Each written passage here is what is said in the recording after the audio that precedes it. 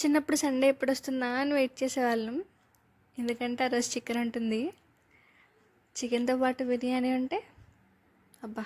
చెప్పక్కర్లేదు కదా! ఈరోజు మన రెసిపీ ఏంటో చెప్పనా? బిర్యానీ. చాలామందికి బిర్యానీ ప్రాసెస్ ఏంటో తెలుసు. ఇది నా స్టైల్‌లో బిర్యానీ.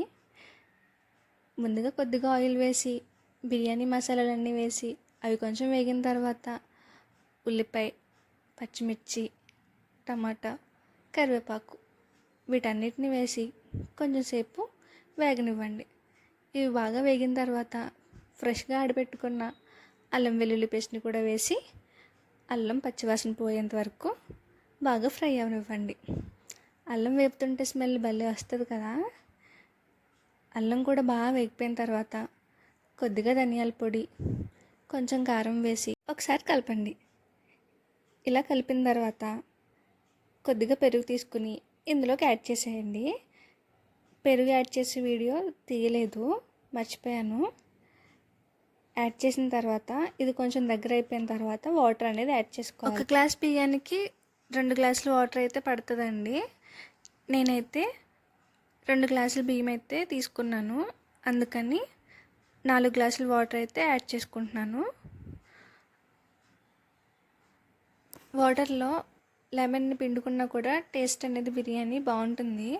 నా దగ్గర అయితే లెమన్ లేదండి, అందుకే నేను యూజ్ చేయలేదు.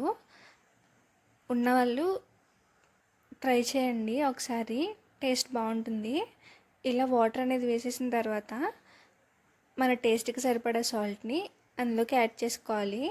సాల్ట్ అనేది కొంచెం ఎక్కువే పడుతుంది. ఒకసారి టేస్ట్ చూస్తే మనకి సముద్రం వాటర్ ఎలా ఉంటుంది ఉప్పగా, అలా ఉండాలి ఆ వాటర్ అనేది. ఆ తర్వాత ఇక్కడ నేను బియ్యాన్ని నానబెట్టుకుంటున్నాను. 2 గ్లాసులు బియ్యం అని చెప్పా కదా, వేస్తున్నాను. నా చేతిలో ఉన్న దాన్ని ఏమంటారో ఎవరికైనా తెలుసా? తెలిస్తే కామెంట్ చేయండి. 2 గ్లాసుల బియ్యాన్ని నానబెట్టేసి పక్కన పెట్టేసుకున్నాను. నేనైతే బిర్యానీలోకి చికెన్ కర్రీ లేకపోతే ఎలా చెప్పండి, అందుకే మా మదర్ ప్రిపేర్ చేస్తున్నారు. దీన్ని మా సైడు ఫారం మాసం అంటారండి.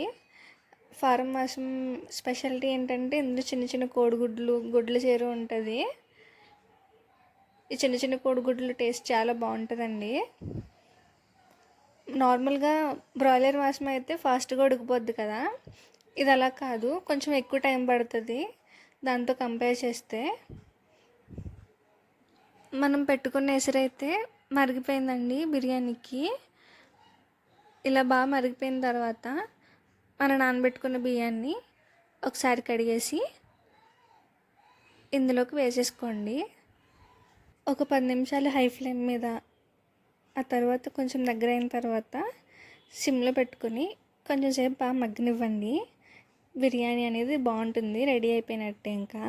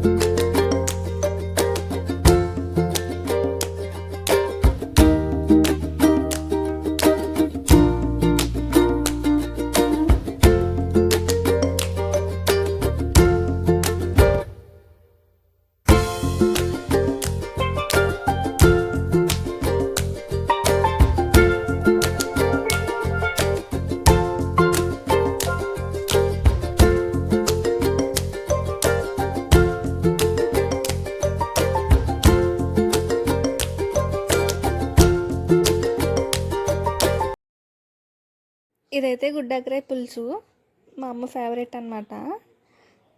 ఈరోజు సండే స్పెషల్స్ అయితే బిర్యానీ, పూరి, చికెన్ కర్రీ, అలాగే గుడ్డాకరాయ పులుసు.